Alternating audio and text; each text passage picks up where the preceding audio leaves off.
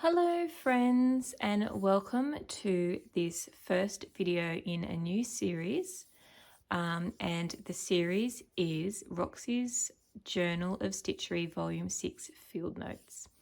So it's the first time that I will be participating in one of the Roxy's Journal of Stitch, I'm pretty sure that's what it's called,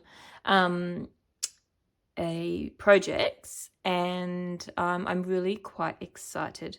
So this video is going to be just a little bit about my inspiration resources that I'm going to use, and a bit about how I am going to tackle this project. I've been watching quite a few other slow stitch videos where people have started making their projects, and so I found that really helpful because I haven't done a kind of a slow stitch project like this one before, and it was really good to see how other people are sort of going about creating their field notes journals, and it's allowed me to sort of think about how I'm going to create mine. So in this video, I am just going to go through my resources, and I'm going to go through some of the fabrics that I'm hoping to incorporate into my field notes journal. But for the most part, I have decided to sort of create my pages individually. So I'm going to do like little stitcheries, and I'm not going to attach them to the concertina fabric until the very end, until I've done all of my stitcheries. Then I'm going to go about a process of attaching them to the big long piece of fabric. And when I attach the front, I'm also going to attach something on the other side because I want it to be double-sided. And I was trying to think how I was going to do that. And so I think this is probably going to be the easiest way. So I'll create a little stitchery that will go on the front side, and then I'll create a patchwork, just hand-stitched patchwork with fabrics for the back.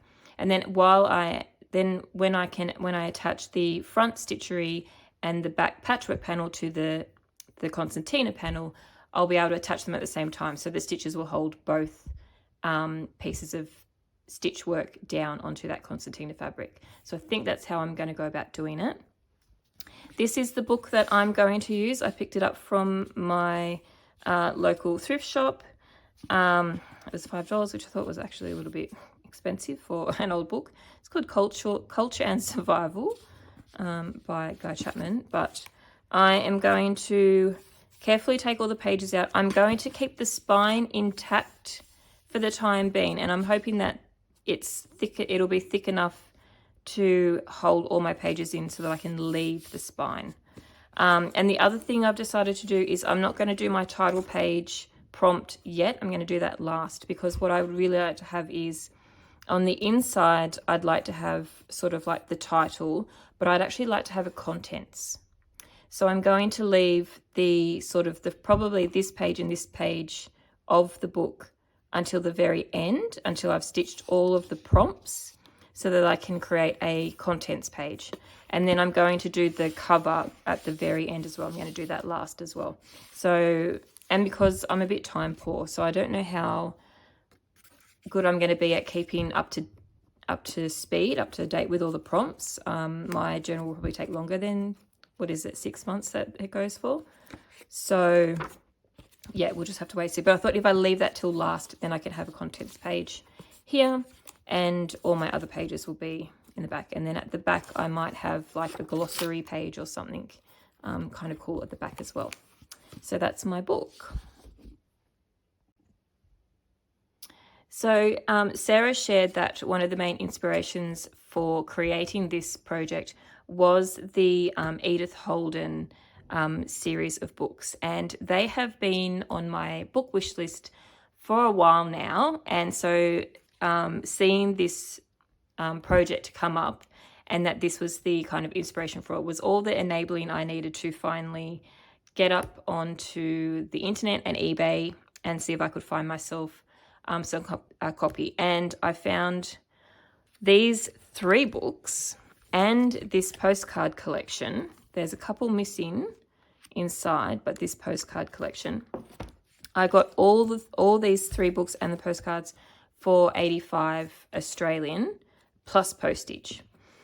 So I thought that was actually a really good deal, because a lot of the books on eBay themselves go for like $35 Australian.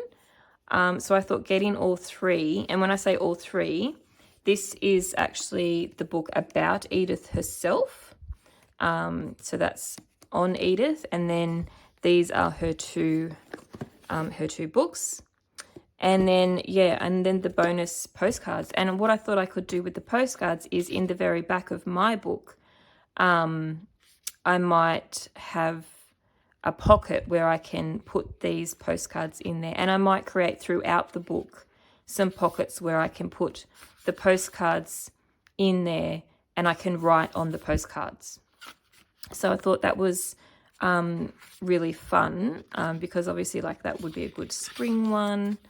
And I could sort of write down my observations of spring on the back of the postcard and put it in a little pocket as part of my stitchery as well. So yeah, I thought that was just a really good find, getting all three books. And they came super fast as well. The lady that I bought them from literally got them in the post like 20 minutes after I had purchase them. So, and I'm really looking forward to reading through these books while I am doing my stitcheries as well, and taking perhaps some of the poems that I really like that Edith has included, or a couple of the sentences into my stitcheries.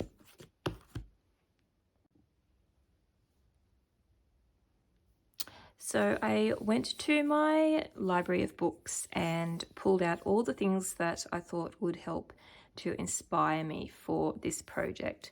So Sarah mentioned this book, and I have it too, which is How to Be a Wildflower by Katie Daisy, which is an absolutely beautiful book. And I will quite possibly pull out some of the quotes that she has in here to put them in my journal, just because I love them so much. And some of her other quotes that she's incorporated into some of her artworks might find their way into my field notes as well. But yeah, it's a beautiful book, this one. So I've pulled that one out. Another one I pulled out is The Country Flowers of a Victorian Lady, which is also a beautiful book, similar to Edith's ones. And it goes through, it's got some beautiful floral inspiration in there. And it talks about the meanings of flowers in the Victorian period. So I thought that was quite interesting, and I might be able to pull out some sort of text from that book as well. Then I also have this one, which is The Illustrated Language of Flowers, Magic, Meaning and Law. This also has beautiful illustrations in it, but it also has things like how flowers are used for beauty, and it goes through the seasons as well. And it sort of talks about the meaning of flowers, but also how flowers are often used in different ways. Flowers for sacred gardens. So yeah, I haven't read this book yet, but I'm hoping to actually, as I work on my journal, on my field notes journal, read some of these books too. So yeah, so I've got that one as well.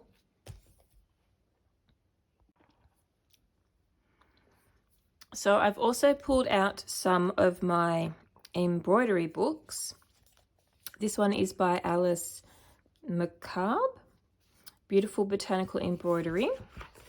And this one, I mean, look, that's a perfect page to open up to. This one has some really nice embroidery patterns in it, and like this one is perfect, all the different sort of types of leaves, and she's got, yeah, flowers, like these cute little flowers, they look really cute. These are perfect just to add some of my own little embroideries into the journal. This looks like, that's gorgeous, isn't it? And I just love how that's laid out on the page too. I think that's very field notes. So yeah, so I've pulled, this is really nice. So I've pulled this book out to use some of the stitchery designs in my field notes journal. So I pulled that one out. And then I also have this one, Simply Sweet, which has all these little different stitcheries, which I thought would also be perfect for this, because some of them are quite seasonal, such as this one. I really love the little bee, and the mushroom's really cute. This one here with the watering can, the squirrel. Now I'm in Australia, for those who are new to my channel, so my field notes is going to be a bit of a, let's call it fantastical field notes, because I'm very much inspired by English living and the English sort of woodlands and that sort of thing. But obviously I'm Australian, and our seasons are quite different. Our native flowers are quite different. So I think my field notes is going to be a real mix of sort of English style woodlands and animals and creatures and birds and flowers, with some Australian thrown in there as well. So I think anyway, because yeah, I feel like in another life I probably lived in England, because I feel a real affinity for England, and whenever I have been there I've felt really at home in England. This little bunny's cute. So yeah, it's going to be a real mix of, I don't know if culture is the right word, but a mix of Australian and English style observations and stitcheries and that sort of thing. I also pulled out this book, the Antique Style Cross Stitch Samplers, because I wouldn't mind incorporating a little bit of cross stitch in. I've been wanting to do a bit of cross stitch for a while now, and I'm not going to do like something massively elaborate, but for example, with samplers, they're made up of lots of little tiny cross-stitched motifs. So it's easy to sort of pull out just one and just work on one little cross-stitch that I could incorporate into a page.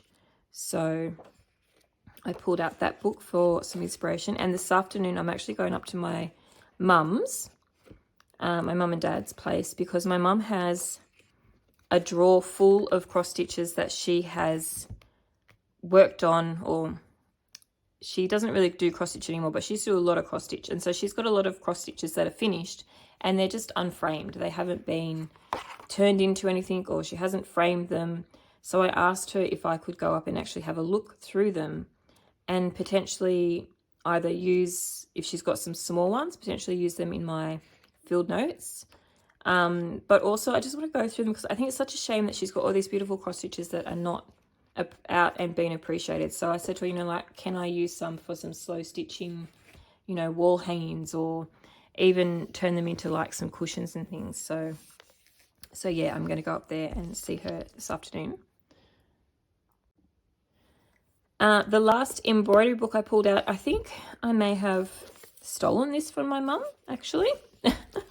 And it's just an essential guide to embroidery. But when I was having a sort of a flick through, yeah, like this page came up with like some of these motifs. And I thought that was really pretty as well.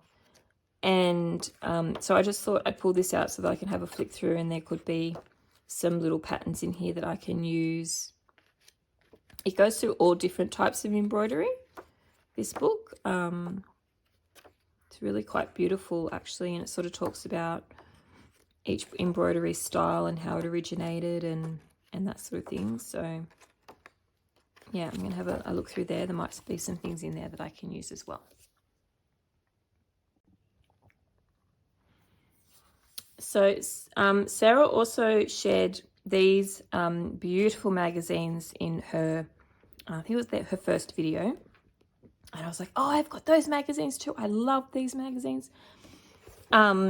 These are I mean, if you would have seen Sarah's video, but these really are the most beautiful magazines, and they are so inspiring if you're into vintage style decorating, whether it's more rustic or farmhouse or shabby chic. Or I've shared this particular one before because a quilt that I'm working on was actually inspired by a quilt in one of these pages here somewhere. This one. I'm making a quilt at the moment inspired by this one. But yeah, it is just beautiful. I love to look through these magazines, and yeah, they really are quite inspirational. Just the way that things are laid out and the colours, and yeah, the way that they do these beautiful covers. Now, I thought I had them all, but I've actually missing issue 2. So if anyone has a spare issue 2, I am happy to buy it off you, pay postage. I would really like to get number 2. And I went hunting already to see if I could pick it up on eBay, and I haven't been able to find one. But I did see in my search that volume 6 has just been released in the UK. So volume 6 is out now. In Australia, that means, I think Sarah mentioned, it'll come out for us in September. But I will be eagerly watching the newspaper stands to make sure that I grab a copy. I might actually go into my local newsagents and see if they will get it in and if they can put one aside for me, because I don't want to miss it, because they are just so beautiful. Like, this is just so pretty. So if you haven't seen these magazines before, definitely try and hunt them out, because yeah, they are just beautiful. A lot of inspiration in here for me for my home and my future shop. Like, look at that. Just, if you love, look at this, so pretty. So yes, so I've pulled my ones out as well, because even if I don't find the inspiration from them for this project, I just find inspiration just daily looking at them, because yeah, they are really beautiful. So issue 2, I'm missing issue 2. If you have one, or if you see one, grab it for me and I'll pay you for it.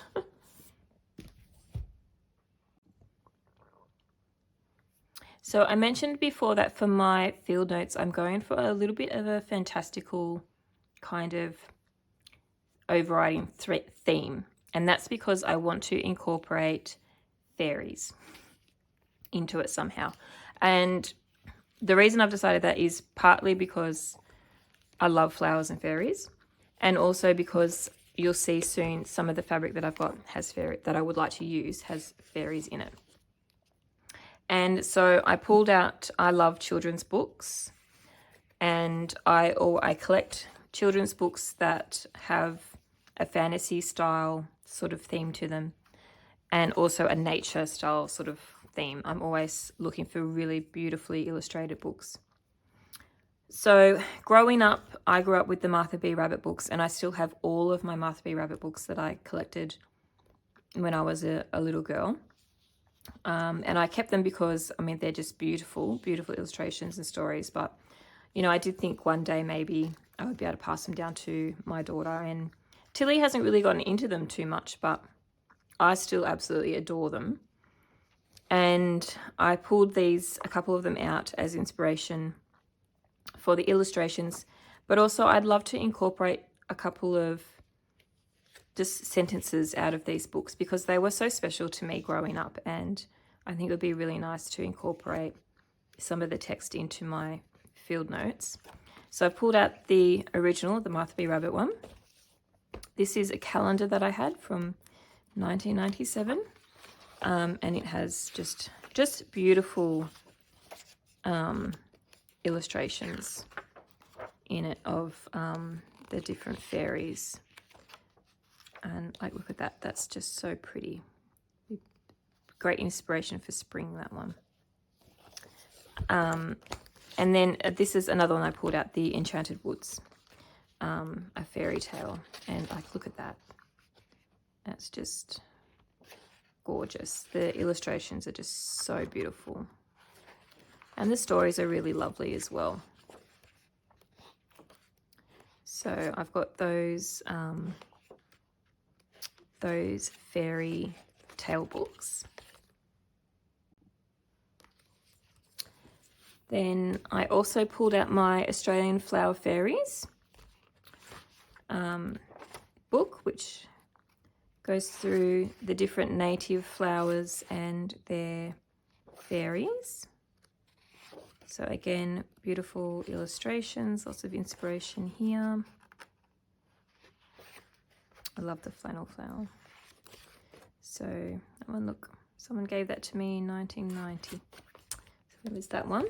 This is another one that I'm not sure who this one is by. It's not Shirley Barber, but it's very similar in style. But it's got really pretty illustrations as well. And I haven't read this one yet, but there's a couple different fairy tale type of stories in here, and there are some fairies that are featured. And again, really pretty illustrations. So I've pulled that one out. And then this is another one that I picked up not too long ago, the Flowers Festival. And this one is really sweet. I have read this story of this one. And it's all these different fairies that represent all the different flowers. So here you've got buttercup, you've even got a carrot fairy, the radish fairy, and the story is about all these fairies coming together for memory, like a party. And like, look at all these different flower fairies, and there's the rose, she's like the queen from memory. But I love how there's these little black and white illustrations, so I could potentially turn these into little stitcheries inside my the geranium fairy, fuchsia fairy. So yeah, this is a really beautiful book as well. So I've got that one. And then the last one that I've got is A Natural History of Fairies. And this is very Fields Notey to me, because it's all about fairies of the world, how they use camouflage, the life cycle of a fairy, different fairy wings. And you can see this is a bit more kind of a naturalistic view of fairies. So their wings are very much similar to butterflies. The anatomy of a fairy, and yeah, what fairies are. And then it goes through different regions, and there is, I don't know if I'm going to be able to quickly find it, but there is a Blue Mountains fairy where we live here. She did incorporate it into the story, which Tilly and I thought was super cool. There's no index, so I will probably never find the page quickly.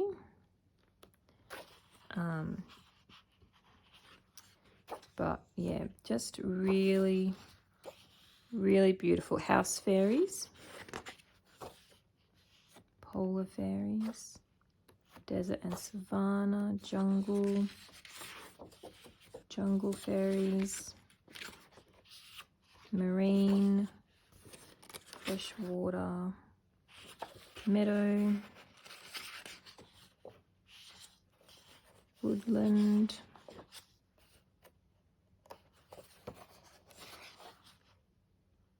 here it is, the Blue Mountain Fairy.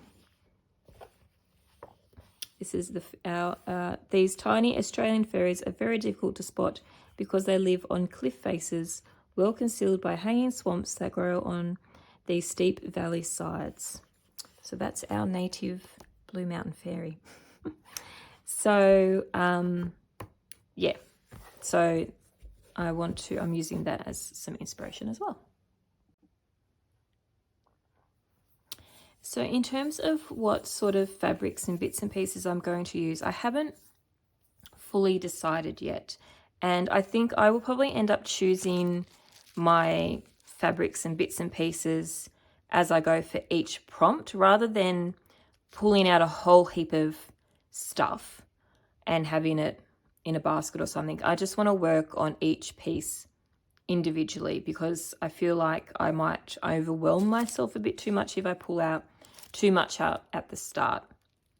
But there are a couple of things that I did want to try and use in my field notes, and that is the beautiful French floral fabrics that I got from her. She's the Dollhouse Vintage on Instagram, but her Etsy shop is Lulworth Blue, and I'm sure if you follow the Roxy Sisters, you are all familiar with the Doll's House Vintage. So I got this quite recently, and I got it, and I've put it aside, waiting. And I was just going to wait for a project. I wasn't going to rush out and use it, but I think this project is going to be perfect for these beautiful fabrics. So I'm hoping to incorporate them. And then I also picked up last year at the New South Wales Quilt Exhibition this slow stitch pack from Lucello. And I haven't even opened it yet to have a good look at what's inside. But straight away when I decided to do this, I knew that I would be able to use some of these pieces in here. So yeah, so I'm going to open that up, and I might put these pieces in this box just to keep them all together.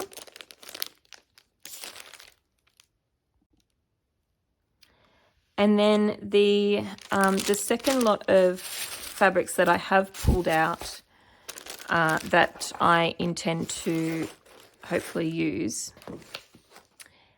are these ones that I picked up recently. And I'm just going to move that so you can see them.